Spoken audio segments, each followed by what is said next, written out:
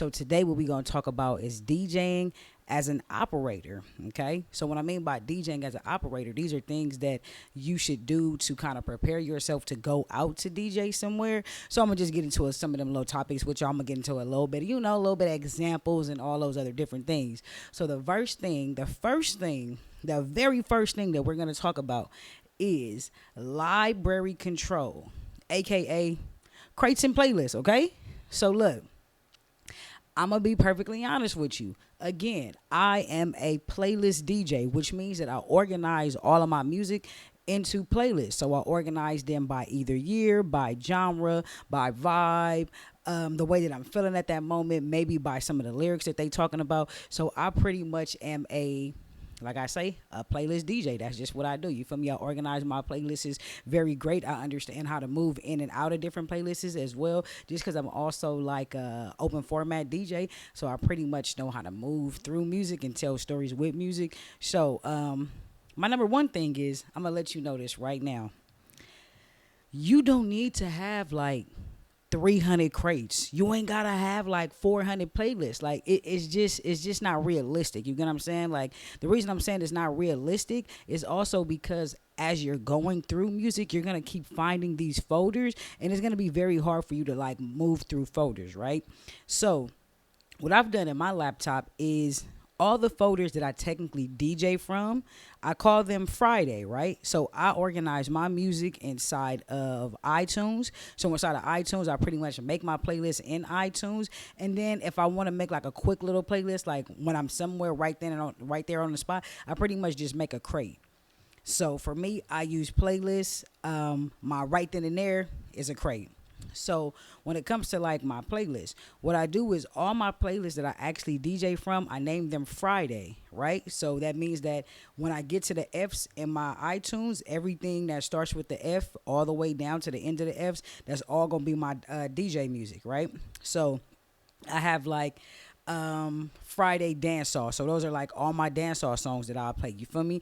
Because I am a Caribbean DJ, I kind of move through them. So I'm gonna give y'all a couple titles of some of them that I have. So I got my laptop right here. So I'm gonna just give y'all a couple of them. So some of them that I got is like dancehall shata, which means that everything that's in there is a shata tune, big tune to go on. You feel me?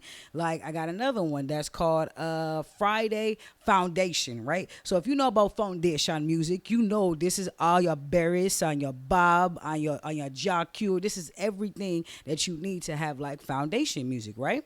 So those are pretty much like that's how I start off my dancehall folders. Then I come to another folder because I'm from Los Angeles, California. So I have another folder or another section of folders that's called Friday LA, right? Which means that if I'm DJing a LA house party, or underground party, or anything like that that's based in LA, I know the folders that I can go to get the music quick, fast, and in a hurry. Everything is organized by slappers, walking music, vibe music. You feel me? So everything is kind of like organized that way, right?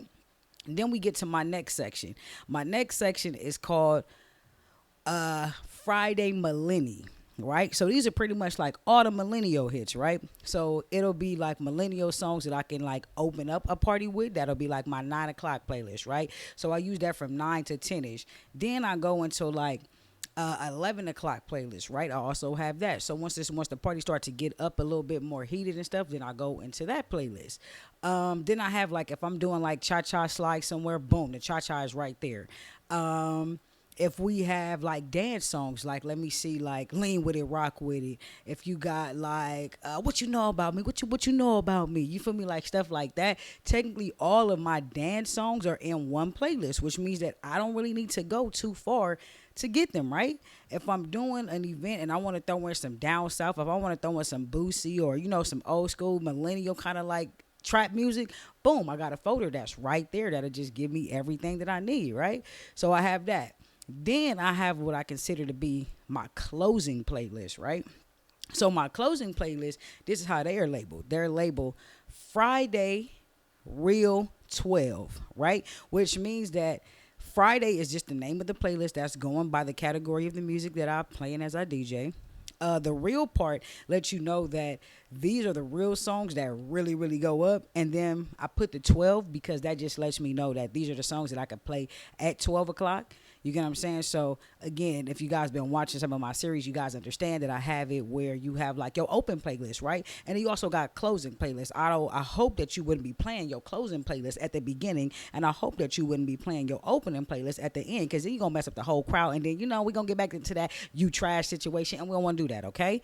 So that's pretty much how I have mine's listed and labeled. I also have a folder that I call like world music, which means I put my Spanish music, I put my Bollywood, I put a little bit of everything in there so that it's easier for me to find like cultural different type of music. It's easier for me to find, right?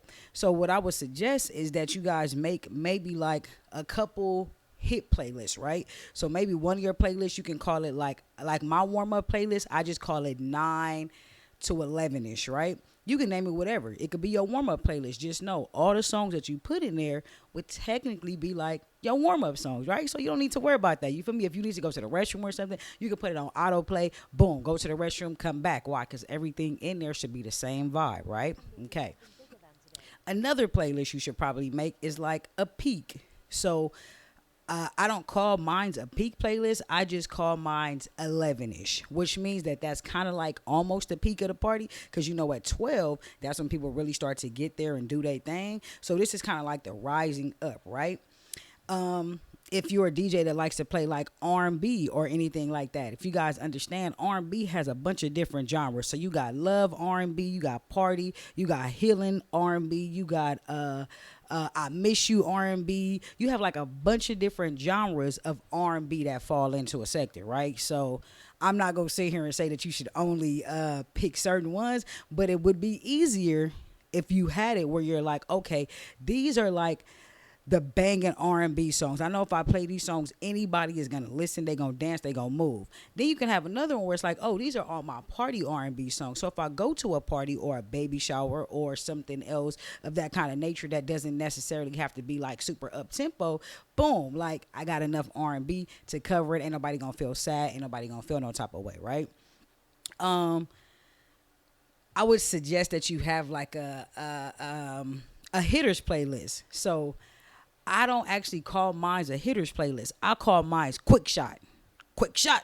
Right? So I call my folders a quick shot, which means that in my quick shot folders, those folders have less than 100 songs in them. Why? Because with less than 100 songs, I know how to rotate them out all the time. Meaning that maybe this is the beginning of January. Maybe there's a poppin' song that's out right then and there, so it goes in that folder, right? Now, here we are in March. There's another poppin' song that just came out. It also goes in that folder. And then what I tend to do is every 5 or 6 months, I go in there and I rotate songs out, right? So if it's in my quick shot folder, if it's like a hitter right now, maybe in 6 or 7 months, it may not be a hitter, which means that I can now put that in my regular folder, which means I can put it in my 9 o'clock opening folder, or I could potentially put it in like an 11 o'clock, pep, like prep kind of folder, right?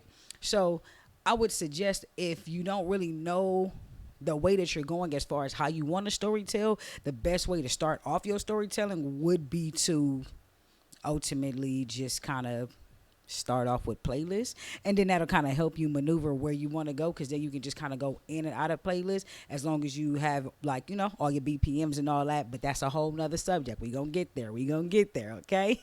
So I just got to make sure that we all on the same page with this one level right now, okay? So boom, my next thing, if you have edits, for example, if you made your own edits, if you went to a DJ website and they have edits, wherever you get your edits from or however you tend to make them or whatever, I would suggest that you label them, right? So if you go to they have this one website that I usually go to get my music from, right? When I go to the app, what ends up happening is they have the clean version, the dirty version, the intro of a clean version, an intro of a dirty version. Sometimes they have an instrumental, right? So when I download those songs, in parentheses, they usually say clean, which means that I could add that in a clean folder, or I could add it to a dirty folder. So because I DJ high schools and other corporate events, I tend to download both versions of the song, right?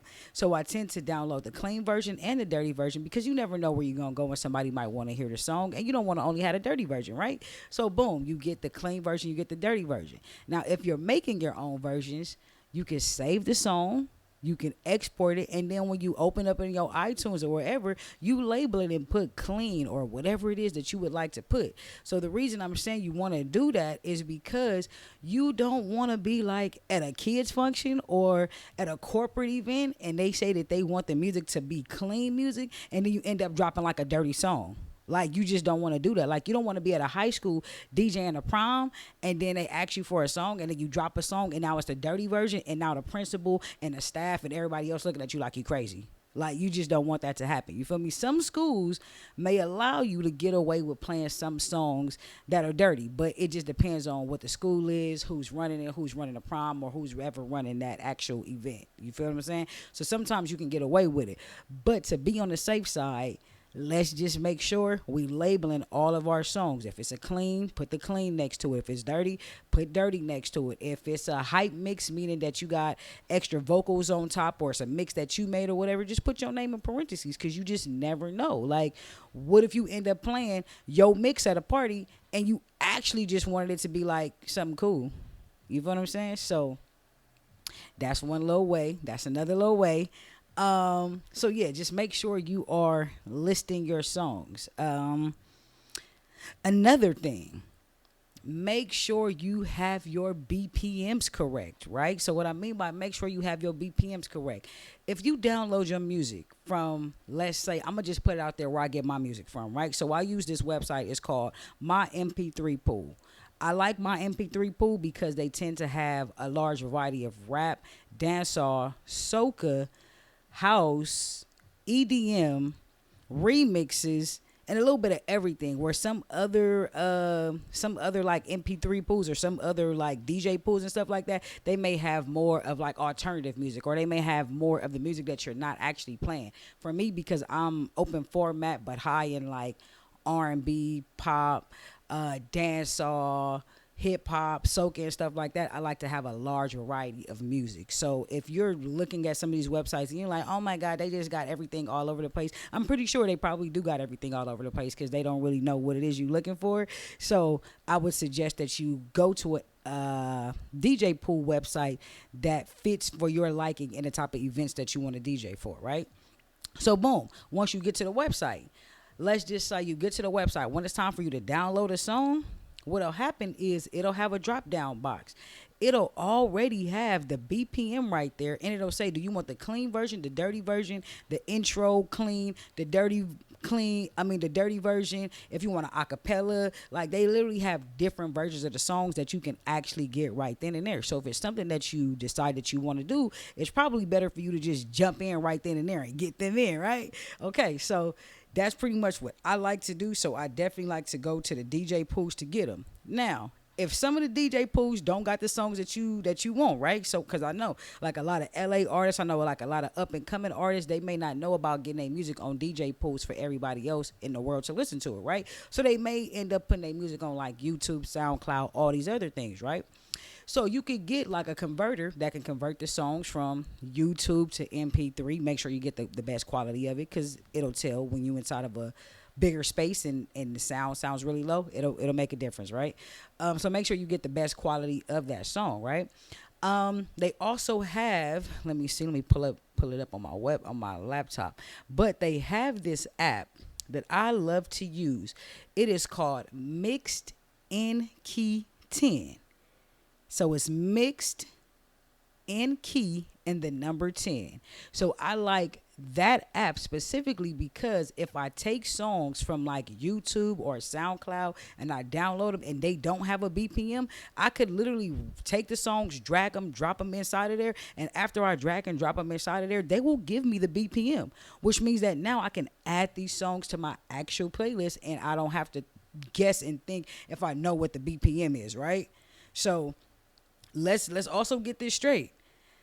After you get the BPMs, you would love to analyze your track. So there's a button inside of Serato. It's right at the top, right before you get to your folders. It's at that bottom bridge. There's a button right there that says analyze. You should analyze your records. Why? Because when you analyze them, it makes sure that everything is clear, it sounds good, and you have the better quality of it. If it doesn't analyze, what end up happening is in your laptop, that song will just turn yellow and you just can't play the song, right? Because sometimes we download the bad versions. Like, you feel me? Like when we used to have Napster and all that other stuff, you feel me? Frostwire, LimeWire, everything else. So when you analyze it, it actually like reads the music and lets you know that this is a good quality, this is a good version. So you guys make sure you analyze your music all the time. Don't just think, oh, because you downloaded it and you put it inside of a crate, or you downloaded it and you put it inside of a playlist, that was it. No. That is just the beginning part, right? So you definitely want to do that, right? I can't stress enough about making sure that you have BPMs. Why? Because again, people who don't have BPMs, that's the reason why when y'all DJing, y'all music go up and down, because y'all guessing on what the BPM is, or you don't have the accuracy of what the BPM should be. So what ends up happening is now you're playing a song that's at 90, and then you're playing another song that might be at 89, but if you sped it up just a little bit, it could probably be on the same beat as the other song that you have. But because you don't see no BPM numbers, you don't realize that you're off beat. You get what I'm saying? That you feel what I'm saying? Like, it just don't work like that. So you got to make sure you got the BPMs, so it's easier for you to blend these songs in that you want to do. It's easier for you to mix these songs in. You know, you don't want to just be the DJ that's dropping everything on a one. Like, that's cool and all, but you still have that fluctuation of like, oh, maybe this song is high tempo and then maybe the song is low tempo. You get what I'm saying? So you having actual BPMs could help you way more than you expected, right? Some people don't let you know how important BPMs are. They say, oh, go mix and match it, go mix the song in, go blend the song in, but they don't ever tell you what you're looking for when you're trying to blend those songs in, right? So what you're looking for is to make sure that those two numbers match, okay? You make sure that they match. Now, I'm not going to hold you. I'm going to keep it real 1,000 with you. Sometimes them numbers match, and if you got headphones on, you hear that the song is still off beat, which means that you may need to slow it down, or you may need to speed it up just a little bit so it can stay on beat. Look, that's a little bit more technical, right? But what we're talking about right now is making sure you have the actual BPMs.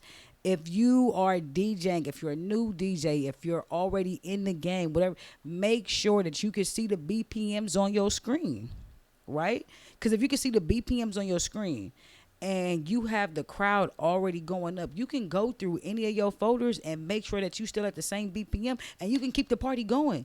You can literally keep it going. You ain't got to stop. You ain't got to you ain't got to do no craziness. You can just blend songs in. You can just blend them in. You feel me? So some DJs, they feel like they need to be a scratch DJ. You can blend songs in. You can mix them in as well. You don't need to scratch every song in. Like, we also have a great thing called stems. You could blend songs in really clean. Like, I'm talking about like no effort. Like, as long as your BPMs is good and as long as you feel me, you rocking the right way, I'm talking about some real stuff can happen. So all I'm saying is make sure that you have your BPMs correct, right? So if you got your BPMs right? You got your songs listed and labeled the correct way. You also have playlists that you're DJing out of.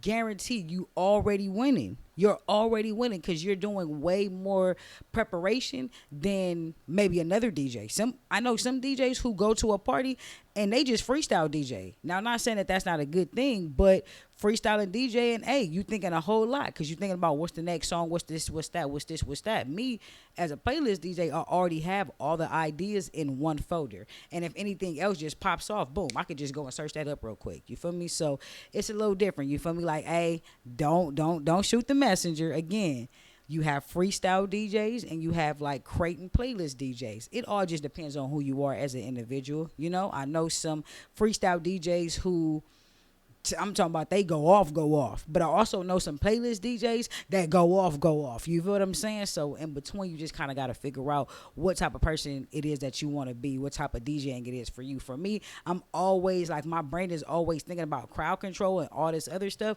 So it's easier if I have all my music already organized for me, and I could just move from playlist to playlist, playlist to playlist to play. You feel me? Just get in and out, in and out, in and out, and then it makes life, makes life a little easier for me. So I would say that that's kind of like how you should organize your music. I know some people organize their music really differently, but again, it also depends on who you are, what your human design is, what's the way that you understand music, what's the way that you read music, what's a better way for you to storytell.